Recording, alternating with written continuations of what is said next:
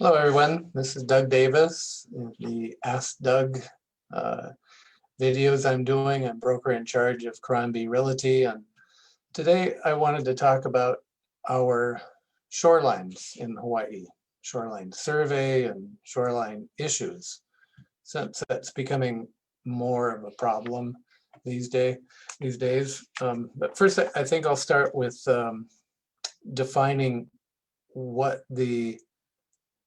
where the shoreline is. And the definition is the upper reaches of the wash of the waves, other than storm or tsunami waves, at high tide during the season of the year in which the highest wash of the wave occurs.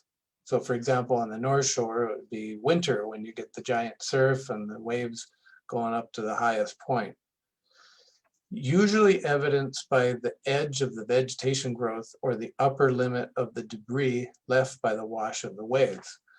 Well, that's the definition. Sometimes it's pretty hard to determine um, an exact line because it varies and the sand moves, and the sand might be in a berm in front of your home on the beach, and the waves go the other direction and higher on either side. So the way that is taken care of for the city purposes, city, state, and building purposes, is that you would get a shoreline survey from a surveying company.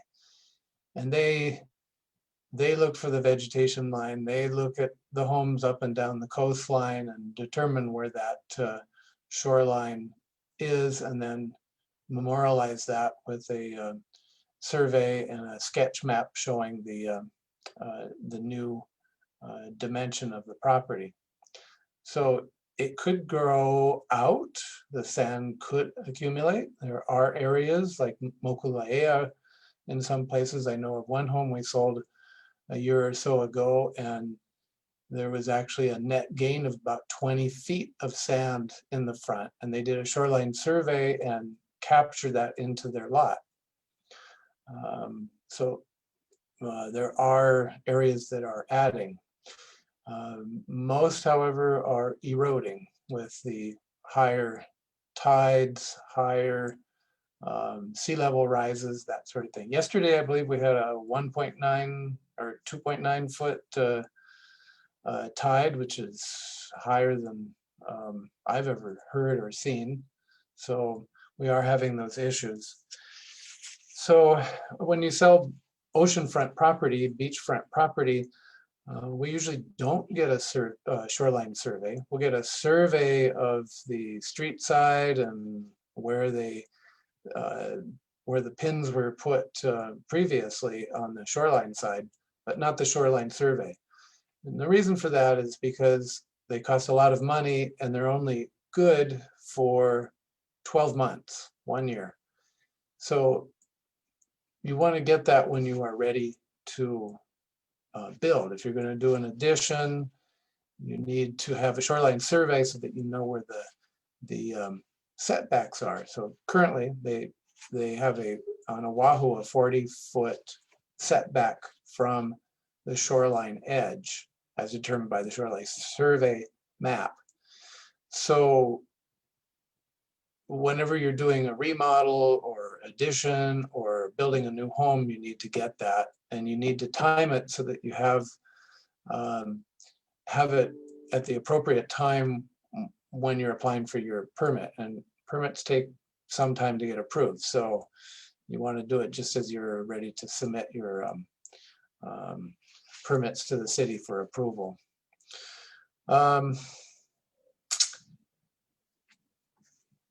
The takeaway, the ocean taking sand away, we have issues with seawalls. I know of one property where there's seawalls going down both sides, but not this one house. And the ocean has just come in and scooped out the sand from both sides. And that affects the two neighbors on either side too, because the waves come around the backside of their seawall and erode their seawall. So unless the entire beach is done with a seawall, you're at risk. But then if you put up a seawall, it's been shown that the sand is completely taken away. And you're really defeating the entire purpose, other than, well, temporarily saving your home from the encroachment of the ocean.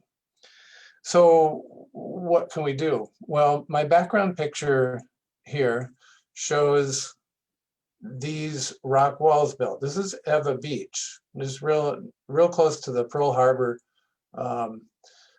entrance. And when you're flying in, when we used to be able to travel, you can see these rock walls, and you can see the sand has accumulated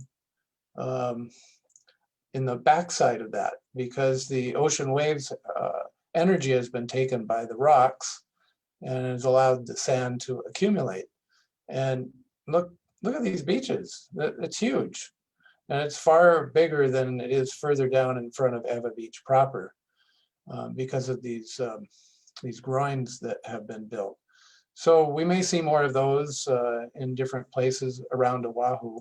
They don't work everywhere. They wouldn't work on the North Shore. The waves would just suck those rocks out to the ocean in an instant. So it has to be in an area where it's protected, semi-protected by the coastal reef, which takes up more of the energy of the waves. So that's something we're going to see. And they've even proposed it for Waikiki, although some say that it might affect the surf breaks outside. Maybe it could be. I don't know. And I think our issue with beaches and construction and zoning is the definition of the beach. I think normally all of us think of the beach as the sand part that we can sit down on, and it's the white sand. But it's more than that. The beach didn't really end there. It's further back. So for example, on the North Shore, you have this huge berm between the ocean and the road going around the island. And the houses have all been built on top of that berm. But before we solidified and put houses all over it, and put roads down, that sand would go back and forth into the ocean. The waves and wind would take that sand and move it back and forth. Well, that doesn't happen anymore. And we've brought water to the seaward edge so that we have trees where there probably wasn't. These were just plain sand dunes, and they would just come and go. And so we've disturbed that. So maybe we shouldn't have had direct sand subdivisions, because it's normal for the ocean to take and give over the course of the centuries.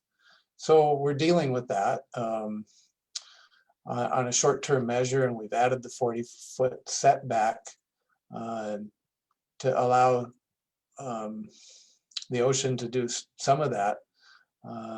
But it certainly will become more of a problem as the ocean rises, if it rises much further. I was just mentioning something too. Some of you from here might know the Makua Cave out past Makaha, and that was created by a very high old sea level in the past. So it could be a lot worse. So that's very much higher than the sea level currently. So there you have it. That's kind of the ebb and flow of our ocean, our sand, and some of the issues as it relates to real estate in Hawaii. And there you have it. Hope you enjoyed that.